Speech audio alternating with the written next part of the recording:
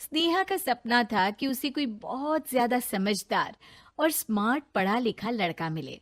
लेकिन कहते हैं ना, जो भाग्य में होता है होता वही है। देख, मैं साफ कह रही हूँ, लड़की के बाप के पास भर भर के पैसा है।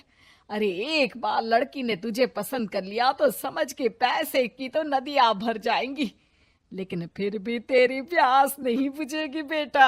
अरे माँ, फ्रिज में मैंने 2 बोतल पानी की रखी है, और कैसे प्यास बुझेगी? अरे 5वीं फेल, मैं बात कर रही हूँ पैसों की प्यास की। तू गवाह नहीं समझेगा इस बात को।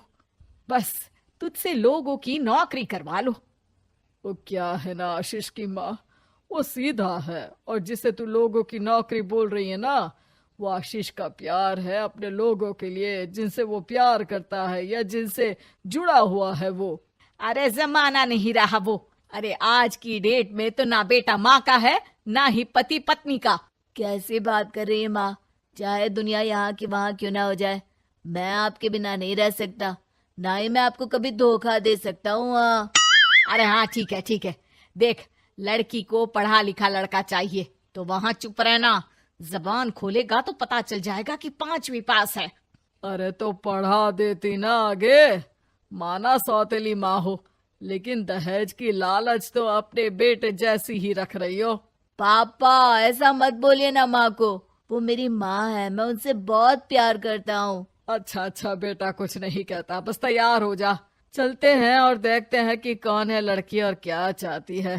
सभी मिलकर लड़की देखने जाते हैं, जहाँ स्नेहा आशीष को देखकर ही इम्प्रेस हो जाती है। वाह, कितना हैंडसम है। काश इससे मेरी शादी हो जाती, लेकिन पता नहीं कितना पढ़ा लिखा है।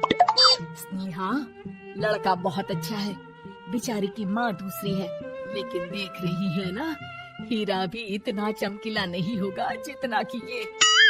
स्नेहा को समझ नहीं आता कि वो क्या करे। वो आशीष से मिलती है, उसकी सादगी, उसकी बातें उसे भा जाती है। मैंने नहीं सोचा था कि इतना पढ़ा लिखा लड़का मुझे मिलेगा। मैं शादी करने के लिए तैयार हूँ। और फिर स्नेहा और आशीष की शादी हो जाती है। शादी के बाद सासू माँ कहती है, अरे बेटा, वो तेरे जेवर मुझे दे दे, मैं संभाल कर रख दूंगी। स्नेहा, जो कि खुद भी एक समझदार लड़की थी, नहीं नहीं, मैं अपने जेवर नहीं दूंगी। उसके लिए तो मैंने पहले ही लॉकर खुलवा लिया था माँ जी। ये मेरी कुछ आर्टिफिशियल ज्वेलरी है, इसे रख लीजिए। वैसे मेरी अलमारी में जगह नहीं है ना। सास बेचारी नई नई बहू से क्या उलझती। सुनिए जी, मैंने आपके लिए खाना और नाश्ता बना दिया है। ऑफिस कब जाना है? कौन से ऑफिस में? मैं तो घर का सारा काम करता हूँ। हाँ, क्या बात कर रहे हैं? इतना पढ़ लिख कर आप घर का काम क्यों करते हैं? कितना पढ़ लिख कर? मैंने तो सिर्फ 5वीं तक पढ़ाई की है। तभी वहाँ सास आ जाती है। अरे 5वीं तक भी पढ़ लिया तो समझो मेरी कृपा से, वरना तो जो इसके लक्षण थे ना, क्या बताना। अच्छा आशीष, जरा बाहर जा और भाग कर टूथपेस्ट लेकर आ। सुबह से मंजन नहीं किया। और हाँ, फिर जाकर दुकान की सफाई कर देना। तेरा छोटा भाई दुकान पर जाने को तैयार हो रहा है। स्नेहा ये सब सुनकर हैरान रह जाती है। वो सोचती है कि आखिर उससे क्या गलती हो गई जो उसके साथ ऐसा हुआ। आशीष स्नेहा के पास जाता है। सुनो, तुमको तो मैंने पहली मुलाकात में ही बताया था कि। स्नेहा आशीष की बात ही नहीं सुनना चाहती है। वो जोर से चिल्लाती है, चुप रहो बिल्कुल, गंवार कहीं के।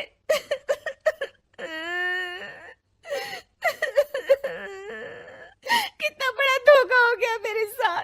अब मैं इस घर में नहीं रह सकती। प्लीज ऐसी बात मत करो, मेरी पत्नी हो तुम, जैसे बोलोगी मैं वैसा करूंगा। मैं कोशिश करूंगा बाहर जाकर कोई काम ढूंढ लूं, पर प्लीज मत जाओ। चुप रहो गंवार कहीं के, मैं तुम्हारे जैसी की बीवी हो ही नहीं सकती। आशीष स्नेहा को लाख समझाने की कोशिश करता है, लेकिन वो अपने मायके चली जाती है। माँ चलिए ना, स्नेहा को मना कर लेकर आते हैं। अरे जाओ, बनाने जाए मेरी जूती। इतना घमंड, जैसे कलेक्टर हो कहीं की महारानी। अरे मैं तो तुझे कहूंगी कि तू भी भूल जा, हमने नहीं भगाया, खुद ही तो गई है। माँ वो बीवी है मेरी, मैं प्यार करता हूँ उससे, मैं जा रहा हूँ उसे लेने। वहीं स्नेहा के घर पर, माँ वो तो कुछ काम ही नहीं करता, घर का नौकर है, 5वीं पास। मैं नहीं रह सकती ऐसे आदमी के साथ माँ।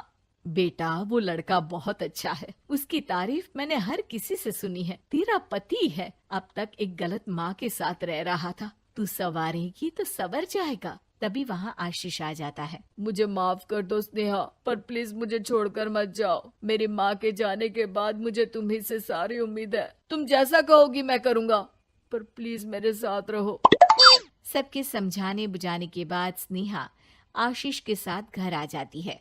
आ गई महारानी, अब आई हो और सच्चाई भी पता चल गई है, तो थोड़ा तमीज से पति के साथ घर देख, रसोई संभाल और हम सबकी सेवा कर। देखो, मैं अब इस घर में बंटवारा चाहती हूँ। जो मेरे पति का हिस्सा है वो उसे मिले और वो आज से कोई काम नहीं करेंगे। हिस्सा ले लो, लेकिन कमाओगे क्या, खाओगे क्या, धूल मिट्टी। अरे तेरा पति किसी काम का नहीं है, वो तो मेरा बेटा कमा रहा है तो 2 रोटी मिल जाती है इसे। तभी वहाँ स्नेहा के ससुर आ जाते हैं। मैंने एक बंद फैक्ट्री को पहले ही आशीष के नाम कर दिया है और घर के 2 तल्ले में 1 तल्ला ले लो। मैं तो आशीष के पास रहूंगा, वकील थोड़ी देर में आता ही होगा। अरे जाओ जाओ, 2 दिन में भूख से तड़प कर सब वापस आ जाओगे। बढ़िया आई बहू बेटे वाली। फिर क्या था, स्नेहा आशीष के साथ मिलकर बंद फैक्ट्री को खोलती है और मन लगाकर काम करती है। दोनों की मेहनत रंग लाती है और आशीष अपनी मेहनत से एक सफल बिजनेसमैन बन जाता है।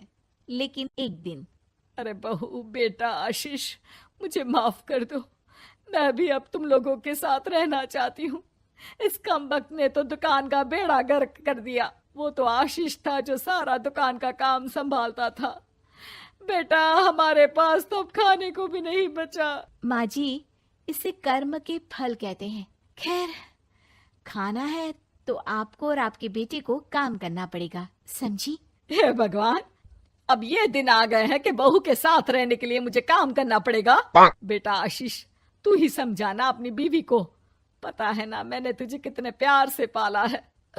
हाँ माँ, वो तो ऐसे ही बोल रही है आपको। अरे घर में कामकाज के लिए बहुत सारे नौकर चाकर है, आप आराम से रहिए माँ। स्नेहा आशीष का अच्छा और सरल सच्चा व्यवहार देखकर मन ही मन सोचती है, मेरा पति गवार ही सही, लेकिन दुनिया का सबसे अच्छा इंसान है।